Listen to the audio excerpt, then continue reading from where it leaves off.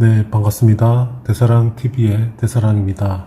이번 영상은 여기에 쓴 것처럼 아무리 강조해도 지나침이 없는 선긋기라는 주제로 여러분과 이야기를 좀 하려고 합니다. 제가 지금까지 한 1년여 이상 강의 영상이나 연습 영상을 이렇게 올려드리고 있는데요. 그 강의 영상이나 연습 영상 도중에 가장 많이 말씀드리고 강조한 것이 있다면 그 중에 하나가 바로 이 선긋기입니다. 이 선긋기는 한글 정자체, 흘림체 이런 글씨뿐만 아니라 여러 다른 글씨체에서도 분명히 가장 중요한 요소라고 생각하는데요.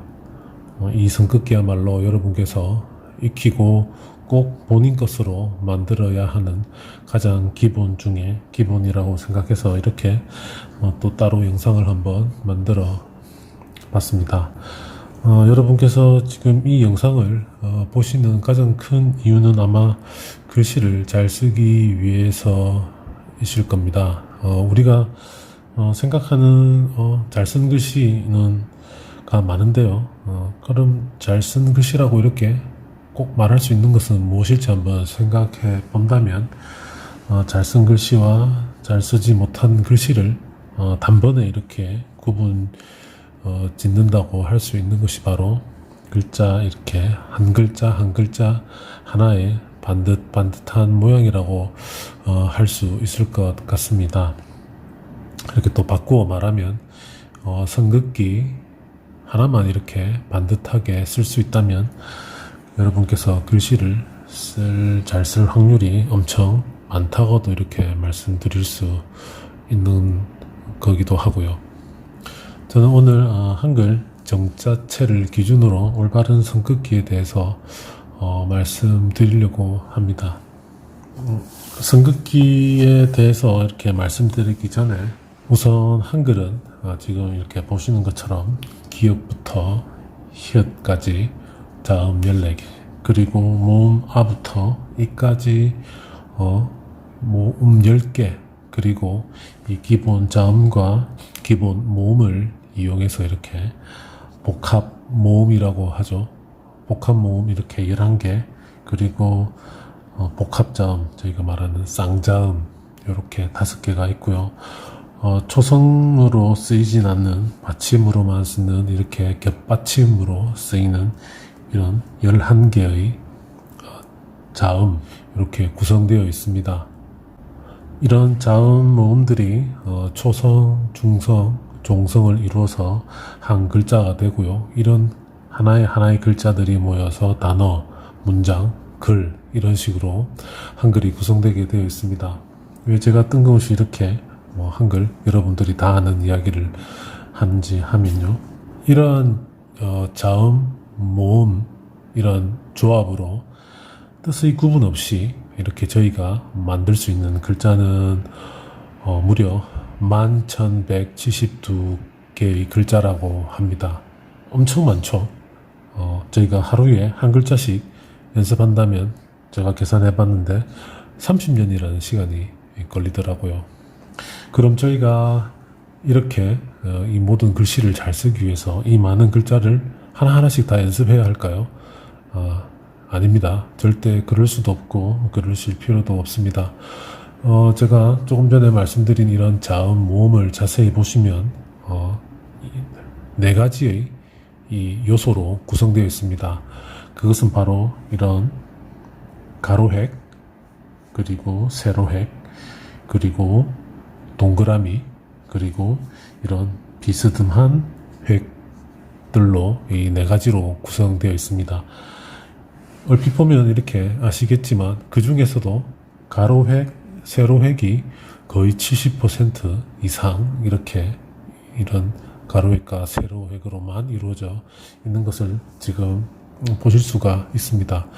자, 그럼 이제 저희는 가로획, 세로획만 잘 써도 한글을 충분히 잘 쓸 수 있다는 결론을 내릴 수가 있겠죠. 자, 그럼 제가 이제 올바른 가로획, 세로획에 이란 무엇일까 한번 제가 생각을 해보았습니다. 우선 첫 번째로 이렇게 곧바르게 적는 것이 가장 좋다고 생각합니다. 그게 가장 기본 중에 기본이고요. 우선 이런 식으로 곧바로 적는 획을 사용해서 글씨 연습을 많이 하셔야 나중에 이를 변형해서 부드러운 글씨체나 귀여운 글씨체 등 다른 글씨체로 바꾸기 또 편하다고 말씀드립니다. 처음부터 곧바르지 않고 이렇게 곡선이 많이 들어간 글씨체를 쓰시면 나중에라도 곧바른 글씨로 돌아오기는 상당히 쉽지 않습니다. 지금 여러분께서도 글씨체를 고치시려고 하는 이유 중에 가장 안 되는 것이 바로 이 부분이기도 하고요. 그렇기 때문에 곧바르게 쓰는 것이 우선이다 라고 생각하시고 글씨 연습을 해보시기 바랍니다. 글씨체에 따라서 곧바른 선 긋기는 조금씩 다를 수가 있습니다. 제가 설명드리는 이런 한글 연장체 말고 다른 글씨 유튜브께서 설명하시는 또 이쁜 모양의 글씨체가 많잖아요. 그런 데는 정말 또 반듯한 글씨 획 긋기가 선 긋기가 필요하고요. 오늘 저는 한글 정자체에 있어서 곧바르고 올바른 선 긋기 즉 가로획, 세로획에 대해서 조금 더 깊이 설명을 드려보도록 하겠습니다. 제가 오늘 설명드리는 이 내용은 제가 지금까지 글씨를 써오면서 가지게 된 저만의 방식, 저만의 노하우라는 것을 꼭 참고하셔서 정답은 아닐 수도 있고 정답일 수도 있고 그것은 여러분께서 꼭 이렇게 가리셔서 들어주시면 되겠습니다. 한글 정자체에 있어서 선긋기 즉 가로획, 세로획에 대해서 이렇게 한번 써보면서 설명을 드리도록 하겠습니다. 우선 첫 번째 세로획을 한번 일단 먼저 써보고 자세한 설명을 드리도록 하겠습니다. 한글 정자체는 지금처럼 이렇게 쓰는데요. 한 번 더 보여드릴게요. 한글 정자체의 가장 큰 특징이라고 하면 이렇게 시작 부분에 머리를 이렇게 만든다고 할 수 있습니다. 이 머리 길이는 제 생각에는 그렇게 중요하진 않습니다. 본인이 원하는 길이 그리고 그으실 때 손에 익숙해지는 정도 그 정도 길이만 이렇게 선택하셔서 본인에게 맞는 어떤 길이를 이렇게 찾으시면 되고요. 무엇보다 중요한 것은 이 첫 번째 이 머리 부분은 이 세로획 긋기를 잘 긋기 위한 준비 단계다라고 이렇게 생각하시면서 그으시는 게 가장 좋습니다. 그리고 두 번째 특징이라고 하면 이렇게 비치는 부분이 있다고 하는 건데요. 실제로 이렇게 비치지 않고 곧바로 한 다음에 이렇게 뭉툭하게 끝내도 글자는 전혀 이상이 있는 건 아닙니다만 한글 정자체는 이 궁서체라고 해서 이렇게 먼저 예전부터 붓으로 이렇게 써오면서 전해져 내려왔기 때문에 보통 이렇게 비치는 것이 가장 또 큰 특징이라고 할 수 있습니다. 이렇게 잘 비치는 것도 상당히 중요한데요. 이렇게 잘 비치기 위해서는 세로획을 이렇게 그으시다가 힘을 살짝 빼면서 이렇게 종이와 연필이 맞닿는 부분을 점점 이렇게 줄여주는 것이 가장 큰 방법이라고 할 수 있습니다. 펜의 종류에 따라서는 이 비치는 부분의 느낌이 조금 틀리지만 연필이나 다른 펜을 쓰실 때도 이렇게 끝부분에 가서 약간 빠르게 이렇게 속도를 좀 높이면서 힘을 빼는 것도 이렇게 잘 비칠 수 있는 방법이라고 할 수 있습니다. 이런 식으로 조금 빠르게 지나가시면 아무래도 조금 약하게 나오면서 잘 비친다고 할 수 있는데요. 제 같은 경우는 저는 예전부터 조금 써왔기 때문에 처음에는 그대로 비치다가 최근에는 이렇게 좀 많이 이렇게 꺾는 경향이 있거든요. 이게 아무래도 조금 제 눈에는 멋있게 보이고 글자가 힘이 있어 보이다 보니까 점점 더 이렇게 뻗쳐져 왔는데 최근에는 또 최근에 제가 글씨를 조금 많이 쓰면서 이런 부분은 좀 많이 너무 튀기도 하고 글자가 조금씩 또 모양이 흐트러지는 경향도 있어서 최근에는 그냥 이렇게 바로 한 번씩 곧바로 비치는 이런 방법을 으로 계속 연습하고 있습니다. 아무래도 또 계속 이렇게 연습하다 보면 또 자연스럽게 조금 또 끝 모양이 바뀔 수 있기 때문에 여러분도 이 부분 이렇게 바꾸시면서 본인이 원하는 모양, 원하는 길이 이런 거를 찾아가지고 연습을 해 보시는 게 좋습니다. 그리고 두 번째로 가로획에 대해서 좀 설명을 드릴게요. 가로획은 우선 제가 이렇게 쓰는 모습을 한번 보여드리겠습니다.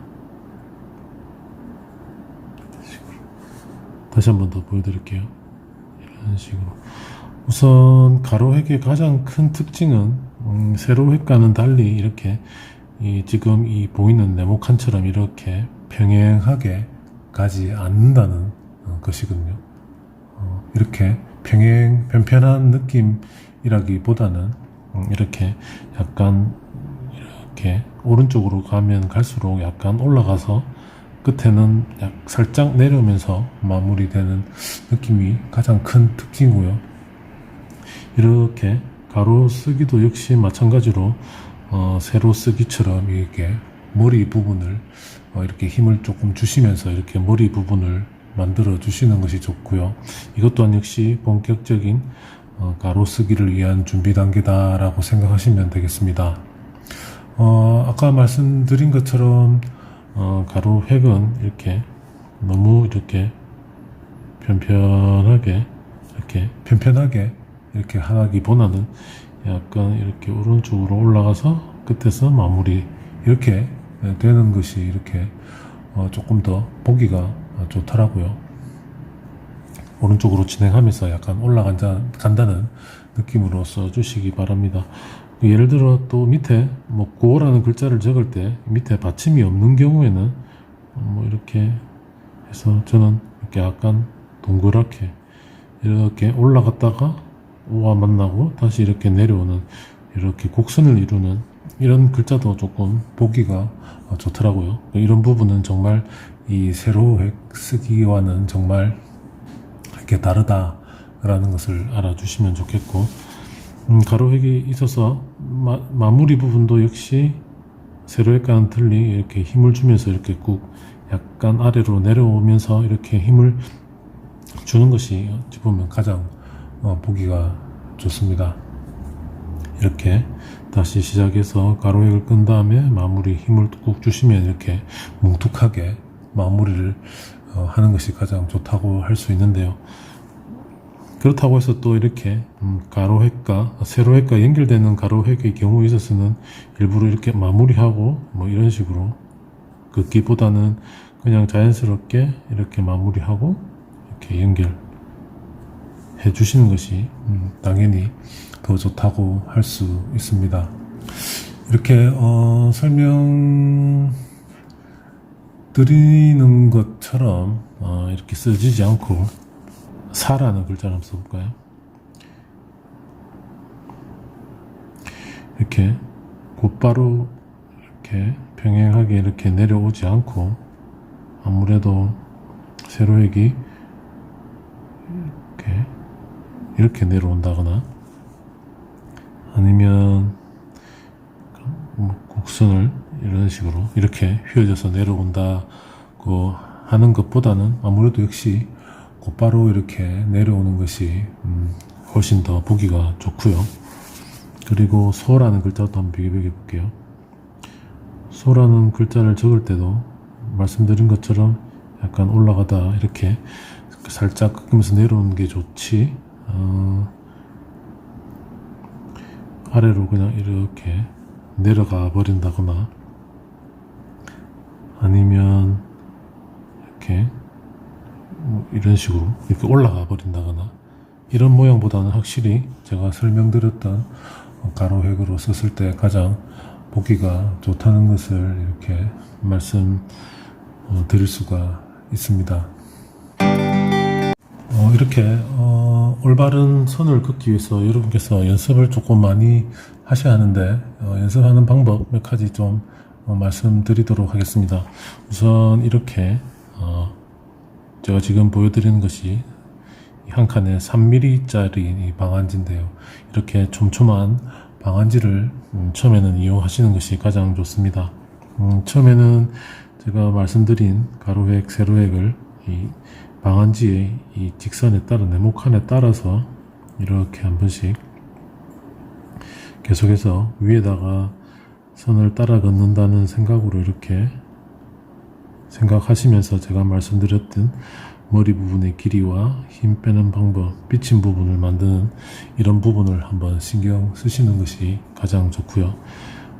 가로획도 마찬가지로 가로획을 하실 때는 이렇게 조금 편편하게 이렇게 한다기보다는 이 점을 기준으로 약간 올라간다는 느낌, 다시 맞는다는 느낌, 이런 식으로 연습을 해주시는 것이 가장 좋다고 할 수 있습니다. 이 연습을 하실 때도 역시 머리 부분 만드는 거, 그리고 올라가는 거, 끝부분에 내려오는 거, 이런 부분을 신경을 써 보시면서 의식적으로 이렇게 연습하시는 것이 가장 좋고요. 아무래도 방안지가 없으신 분들은 그냥 이런 줄칸 노트에 처음에는 우선 가로획부터 이렇게 보여드리면, 처음에는 말씀 방안지에서처럼 약간 위쪽으로 갔다 내려오는 방식으로 이런 식으로 연습을 쭉 줄 위에다가 연습을 해 보시고, 어느 정도 익숙해지시면 이것을 기준으로 이 빈 공간에다가 똑같이 여러 번 이렇게 반복을 하시면서 연습을 해 보시는 것이 좋습니다. 마찬가지로 이렇게 돌려서 바로 세로획도 연습하실 수가 있는데요. 세로획도 역시 이런 머리 부분의 길이 생각하시면서 선을 깔아긋고 비치는 부분, 이렇게 힘 조절도 한번 해보시고요. 이렇게 익숙해지시는 순간 다시 빈 공간에다가 이렇게 여러 번 연습을 한번 해보시기 바랍니다. 저희가 글씨를 적을 때 아무래도 이런 줄이 보조선이 있는 노트에 쓰는 경우가 상당히 많거든요. 그렇기 때문에 이런 보조선을 이용하는 것도 상당히 좋고요. 아니면 이런 완전한 백지를 이용해서 처음에 좀 어렵겠지만 이렇게 충분히 연습하신 다음에 이제 세로획 긋기, 여기에 맞춰서 가로획 긋기, 이런 식으로 연습을 해 보시기 바랍니다. 제가 이렇게 연필로 설명드리는 이유는, 연필로 설명을 드리면 제가 힘을 주는 부분은 조금 이렇게 진하게 나타나고 힘을 빼는 부분은 연하게 나타나거든요. 이런 부분도 여러분이 제가 쓰는 힘의 조절을 이렇게 좀 이해하기 쉽기 때문에 제가 이렇게 연필로 설명을 드리고 있는 점 이렇게 참고하시면 될 것 같습니다. 끝부분에서는 조금 빨리 싹 들어주시면 아무래도 자연스럽게 이렇게 끝부분이 나타난다는 것을 좀 아셨으면 좋겠습니다. 그리고 아무래도 제가 지금 카메라를 설치해 놓고 이렇게 있지만 약간 본인은 바로 이렇게 바로 내려 긋는다고 생각하시거나 곧바로 옆으로 긋는다고 생각하시는데, 실제로 종이를 이렇게 반듯하게 놓고 보면 일정하게 이렇게 방향이 틀어지는 경우가 있거든요. 이런 경우에는 여러분의 자세가 어쩔 수 없이 이렇게 오른손잡이인 경우에는 몸통보다 이렇게 오른쪽 팔이 상대적으로 몸보다 떨어져 있기 때문에 이렇게 오른쪽으로 글씨를 써 나가게 되면 자연스럽게 약간 우측 방향, 우상향 할 수밖에 없습니다. 그럴 때는 여러분께서 이렇게 종이를 약간 이런 식으로, 몸이 길어지는 정도에 따라 틀리겠지만 요 기울기를 조금, 이런 이 종이를 약간 기울기를 찾으셔가지고 자연스럽게 그냥 한번 쭉 써 나가시다 보면 이렇게 바로 했을 때 이렇게 바로 쓰게끔 이렇게 하는 부분도 있기 때문에 꼭 이런 부분도 한번 신경 써 보시기 바랍니다. 이런 종이의 기울기는 본인의 앉은 자세나 펜 잡는 방법 등에 따라서 달라질 수 있기 때문에 여러 번 한번 바꿔보시고 본인이 잘 써지는 그런 각도를 찾아보시기 바랍니다. 그리고 펜을 이렇게 잡으실 때 기본 뭐 펜 잡는 법, 펜글씨 교본에 보면 펜 잡는 법에 대한 설명이 상당히 많이 나오는데요. 저 같은 경우도 최대한 이런 가장 기본이 되는 그 펜 잡는 법에 저는 이렇게 조금 충실하려고 노력하는 편인데, 간단하게 그 방법을 설명을 드리면, 엄지와 검지를 연필 끝에서 한 2에서 한 1.5에서 2cm 정도 위에 이렇게 가볍게 잡고요. 그리고 중지의 손톱 이 아랫부분을 이 연필 아랫부분에 이렇게 가볍게 이렇게 대어준 다음에 이렇게 연필을 잡고요. 이 연필의 이 각도 또한 이쪽 방향, 기울인 방향으로 45도, 이렇게 세우는 방향 45도, 요 정도 위치가 이렇게 가장 잘 잡는 이런 연필 잡는 법이라고 이렇게 설명을 하고 있는데, 뭐 이렇게 꼭 잘 잡았다고 해서 여러분이 올바른 선긋기나 글씨를 잘 쓰는 것은 아닙니다. 여러 글씨 잘 쓰는 유튜버 분들의 손을 유심히 보시면 뭐 이런 식으로 잡지 않고 아주 특이하게 뭐 이렇게 펜을 잡으시더라도 글씨를 저보다 훨씬 잘 쓰는 분들이 많더라고요. 그런 걸 보면 꼭 펜을 이렇게 올바르게 잡아야 글씨를 잘 쓴다는 것은 뭐 아닐 수도 있다는 말씀을 드리고요. 일단은 뭐 이렇게 본인이 글씨를 잘 못 쓰시는 경우에는 이렇게 펜 잡는 방법도 한번 고쳐보시고 올바르게 잡으려고 노력하시되, 그래도 제 생각에는 본인이 가장 이렇게 편하게 잡을 수 있고 가장 손긋기를 부담 없이 잘 할 수 있는 그런 방법을 찾으시는 게 가장 좋습니다. 특히 제가 또 하나 말씀드리고 싶은 것은, 이 오른쪽 잡이의 경우에 이렇게 글씨를 오른쪽으로 써 나갈 때 이 펜 잡는 법 때문에 본인이 쓰는 글씨를 확인하기 어려울 정도로 이렇게 손등을 이렇게 덮는다거나 아니면 손목을 이렇게 꺾는다거나, 그리고 연필을 심하게 이렇게 세우는 이런 분들도 가끔씩 있더라고요. 이 방법은 상당히 좀 안 좋은 것 같습니다. 이렇게 아무래도 써 내려가시는 자신의 글씨를 이렇게 모습을 보셔야 계속해서 이렇게 잘 쓴 글씨를 유지할 수 있거든요. 그렇기 때문에 쓰시면서 이렇게 충분히 자신의 글씨를 볼 수 있는 공간을 이렇게 확보할 수 있도록 펜을 잡아 주시는 것이 좋습니다. 이렇게 간혹가다 너무 이렇게 세우거나 이렇게 하다 보면 몸이 오른쪽으로 아주 많이 기울게 되고요. 그렇게 하다 보면 척추도 휘어지고 오래 쓰지도 못하고 글씨도 안 좋아지고 여러모로 좋지가 않습니다. 그래서 이렇게 보통 연필을 이렇게 45도로 세우시고 몸은 약간 왼쪽으로 기울이시고 이렇게 써 보시기를 저는 추천드립니다. 오늘은 한글 정자체에서 선긋기, 즉 세로획, 가로획 쓰는 방법에 대해서 한번 말씀드려 보았습니다. 설명드린 것처럼 선긋기는 기본 중에 기본이기 때문에 꼭 본인의 의지대로 잘 쓸 수 있도록 연습 방법을 찾아내시고 익숙해지고 꾸준히 틈날 때마다 연습해 보시기 바랍니다. 제가 준비한 영상이 여러분의 글씨 실력 향상에 많은 도움이 되었으면 좋겠습니다. 지금까지 대사랑TV의 대사랑이었습니다. 감사합니다.